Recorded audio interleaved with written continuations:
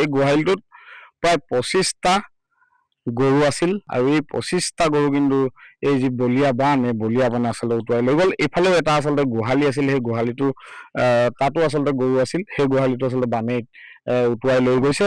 আৰু 25টা গৰু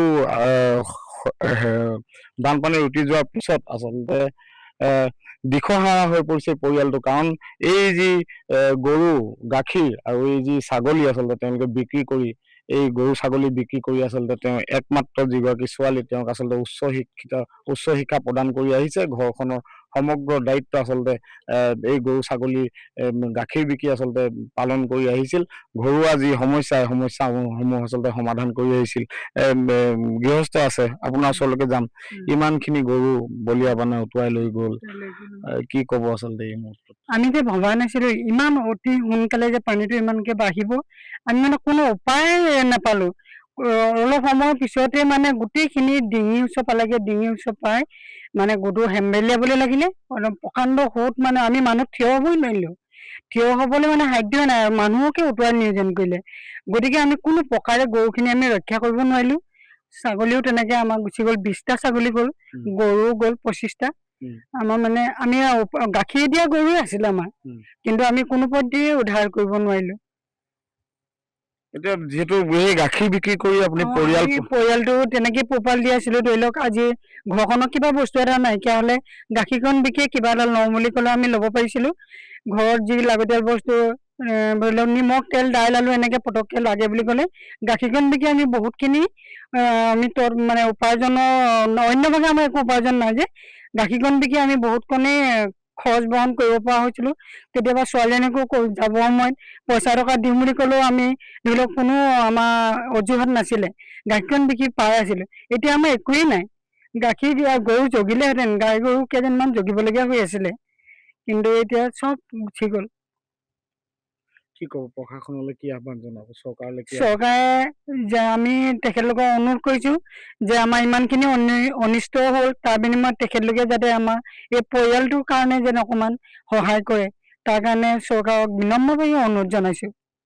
হয়, আচলতে ছাত্ৰীগৰাকী আছে, তেওঁ যি আছে ইয়াত আচলতে এই যি গাই গৰু আছিলে বা গৰু আছিলে, যি ছাগলীসমূহ আছিলে, এইবোৰৰ পৰা আচলতে তোমাক যি টকা উপাৰ্জন হয় তাৰ পৰা তোমাক আজি উচ্চ শিক্ষা আচলতে তোমাৰ মা দেউতাই দি আছে। এই মুহূৰ্তত কি ক'বা আচলতে? গোটেই যি গৰু ছাগলী যিহেতু বানে উটুৱাই লৈ গ'ল, অতিকৈ দুখ বিদায়ক আচলতে কথা। আমি সুধিব নালাগে যদিও এই মুহূৰ্তত সুধিছো, আচলতে কি ক'বা? মানে গৰু ছাগলীৰ পৰাই দেউতাহঁতে মানে মোক পঢ়া খৰচ পাতি কিতাপ পত্ৰ এইবোৰ দিছিলে। তাৰপিছত এতিয়া যিহেতু গৰু ছাগলীখিনি গুচি গ'ল, দেউতাই বহুত চেষ্টা কৰিছিলে বচাবলৈ, কিন্তু নোৱাৰিলে বচাবলৈ। মানুহজনো মানে সোঁতত মানে যাওঁ অৱস্থা হৈছিলে। ঘৰত মানে আমি কোনো পধ্যে মানে আছিলো বাচি, আৰু যিহেতু আমাৰ ওচৰতে নৈ আছে, আমি কোনো পধ্যে মানে ওলাইও যাব নোৱাৰা হলো, ঘৰৰ ভিতৰতে থাকিবলগীয়া হ'ল।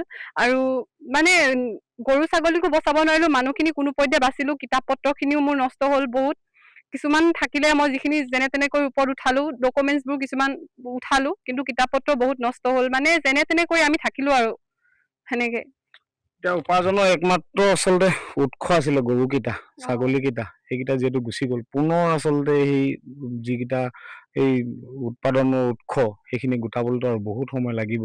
এই মুহূৰ্তত চৰকাৰলৈ কি আহ্বান জনাব? চৰকাৰক আহ্বান জনাইছো যাতে আমাৰ ওচৰত কিবা সহায়ৰ আগবঢ়ায়। আমাৰ মানে যিটো মানে উপাৰ্জনৰ এটা যিটো মানে সুবিধা আছিলে, সেইটো যেতিয়া গুচি গ'ল, মানে এতিয়া আৰু কি কৰিব, মানে বহুত ভাগি পৰা আগতে হৈছে। তো সেইটো কাৰণে যাতে চৰকাৰে আমাক কিবা এটা হ'লেও যাতে সহায় আগবঢ়ায়, সেইটোৱে মই অনুৰোধ জনাম চৰকাৰৰ ওচৰত।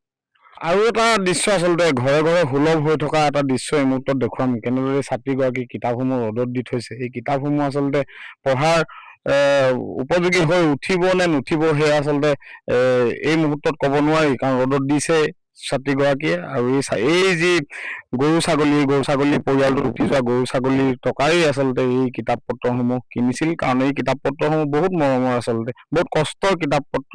আৰু দৃশ্য দেখুৱাইছো ঘৰটোৰ অৱস্থা, ভিতৰৰ অংশ আমি ইতিমধ্যে টেলিভিশ্যনৰ দ্বিতীয়খন স্ক্ৰীণত দেখাই আছো আচলতে ভিতৰত কি অৱস্থা। আৰু আমি বাহিৰৰ পৰিৱেশটো দেখুৱাইছো, এই গোহালিটো দেখুৱাইছো। গোহালিটো পাৰিলে চাই এতিয়া আচলতে ঘৰৰ গৃহস্থই চকুলো টুকিবলগীয়া হৈছে, কাৰণ 25টাকৈ গৰু, প্ৰায় 20টাকৈ ছাগলী আচলতে এই যি বলীয়া বান, এই বলীয়া বানে আচলতে উটুৱাই লৈ গৈছে। তেওঁলোকৰ একমাত্ৰ সম্বল, উপাৰ্জনৰ সম্বল আছিল এই গৰু ছাগলীকেইটা। এই সম্বলো আচলতে বলীয়া বানে উটুৱাই লৈ গৈছে। তাৰ পিছতে আচলতে দিশহাৰা হৈ পৰিছে এই যি দুৰ্ভগীয়া পৰিয়ালটো।